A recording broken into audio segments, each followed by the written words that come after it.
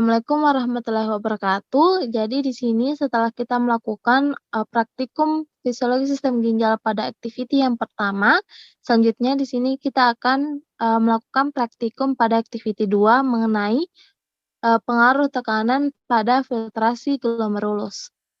Di sini dengan, tujuan yang pertama untuk memahami istilah glomerulus, capillary glomerulus, tubulus ginjal, filtrat, gaya Starling, kapsula Bowman, sel ginjal, arteriole efferent, tekanan kapiler glomerulus, dan laju filtrasi glomerulus.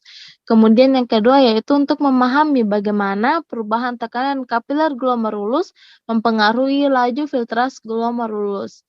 Kemudian yang ketiga yaitu untuk mengetahui dan memahami bagaimana perubahan tekanan tubulus ginjal mempengaruhi laju filtrasi glomerulus.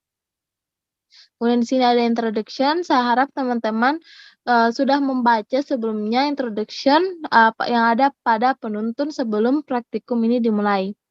Kemudian kita ke pre-lab quiz, di sini ada 4 soal yang harus dijawab sama teman-teman. Kemudian jangan lupa, setelah menjawab, klik submit untuk menyimpan hasilnya. Kemudian kita akan lanjut ke dalam eksperimen.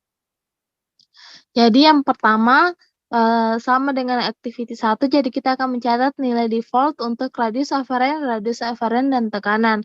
Sini kita mengubah nilai tersebut menjadi radius afferent itu 0,5, sini kita ubah 0,5. Kemudian 0,5 mm, kemudian radius efferent 0,45 mm, dan tekanannya di sini tetap 70 mmHg.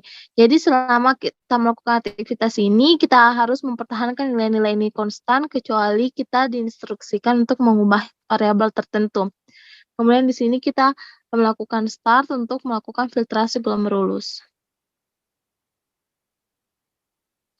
Jadi di sini saat darah mengalir sama seperti sebelumnya, dia akan melalui sel darah ginjal, kemudian filtrat bergerak melalui tubulus ginjal, dan kemudian ke saluran pengumpul, dan kemudian ke kandung kemih, bladder urin. Sini merupakan volume urin yang dihasilkan. Dan kita next. Nah, di sini tampilan tekanan kapiler glomerulus tetap menunjukkan tekanan darah hidrostatik di kapiler glomerulus yang mendorong filtrasi. Dan tampilan laju filtrasi ini menunjukkan laju aliran cairan yang bergerak dari lumen kapiler glomerulus ke dalam lumen kapsula Bowman. Kemudian kita klik record data untuk menyimpan hasilnya. Kemudian kita klik refill untuk mengisi ulang dan menyiapkan nefron untuk proses berikutnya. Di sini next. Next, kemudian jangan lupa untuk selalu menjawab predict question. Selanjutnya, di sini kita akan meningkatkan tekanan darah hingga 80 mmHg. Sini presetnya kita ubah jadi 80.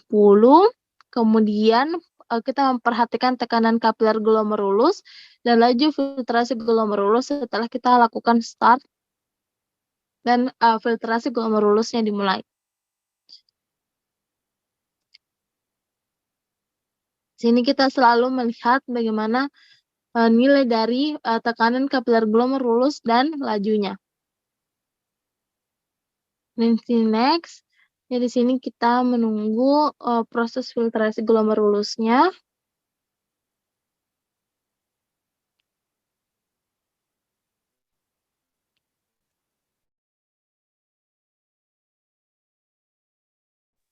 Kemudian kita jangan lupa untuk selalu record data untuk menyimpan hasilnya.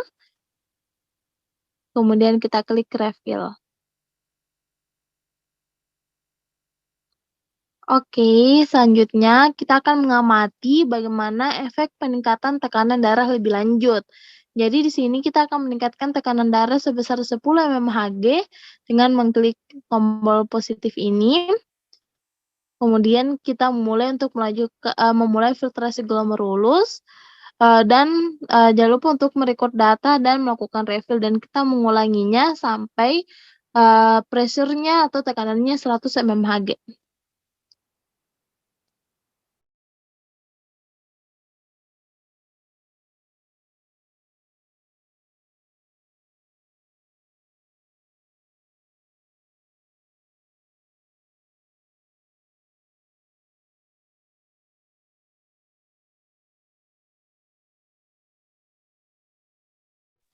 Kemudian di sini tekanannya sudah menjadi 100 mmHg, kemudian kita jangan lupa record data dan refill kembali. Dan kita jangan lupa untuk melihat hasil dari record data dengan tekanan yang berbeda dari mulai 70 hingga 100 mmHg. Kemudian kita di sini next. Jangan lupa untuk selalu menjawab stop and think question, check answer, dan jangan lupa untuk submit jawabannya. Kemudian di sini juga predict question jangan lupa dijawab dan jangan lupa di-submit question-nya. Kemudian di sini, langkah ke-8 yaitu kita akan memperhatikan bahwa katup antara saluran pengumpul dan kandung kemih terbuka. Jadi di sini valva open itu maksudnya katupnya terbuka. Kemudian kita akan menurunkan tekanan darah hingga 70 mmHg dari 100 tadi.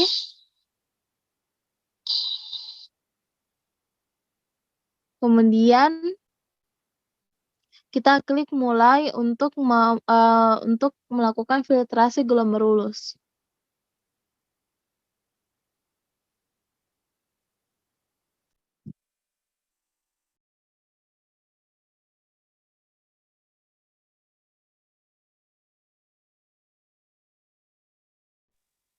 Kemudian kita record data untuk menyimpan hasilnya. Kemudian klik refill kembali. Selanjutnya kita mengklik katup antara saluran pengumpul atau ductus collectivus dan kandung kemih untuk menutupnya. Kemudian kita start.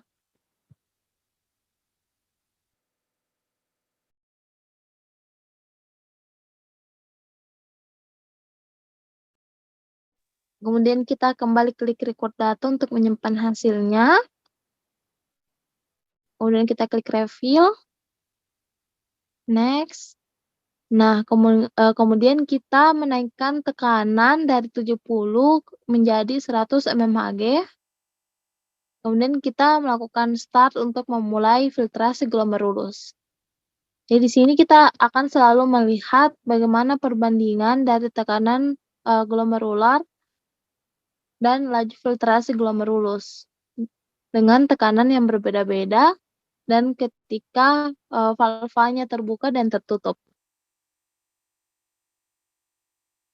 Di sini ketika katupnya tertutup, maka volume urin tidak diproduksi. Kemudian jangan lupa untuk klik record data.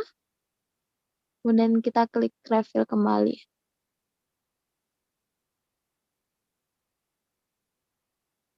Kemudian kita klik valvanya terbuka.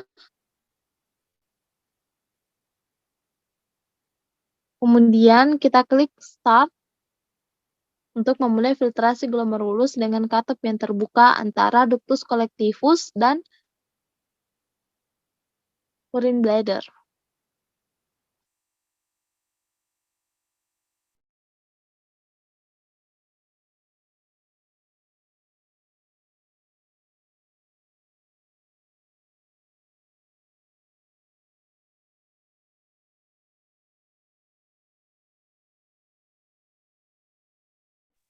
Kemudian kita klik record data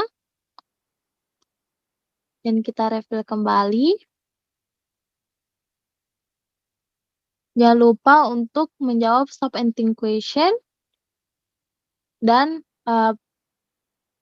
praktikum eksperimen ini sudah selesai, kita tinggal men-submit hasilnya. Jadi di sini kita tinggal lihat bagaimana perbandingan dari tekanan glomerulusnya dan laju filtrasi glomerulus ketika katupnya terbuka dan ketika katupnya tertutup. Kemudian jangan lupa submit. Ini klik submit. Kemudian jangan lupa untuk mengerjakan post lab quiz sebanyak 4 nomor dan jangan lupa untuk mensubmitnya. Oke, demikian untuk praktikum kedua. Terima kasih.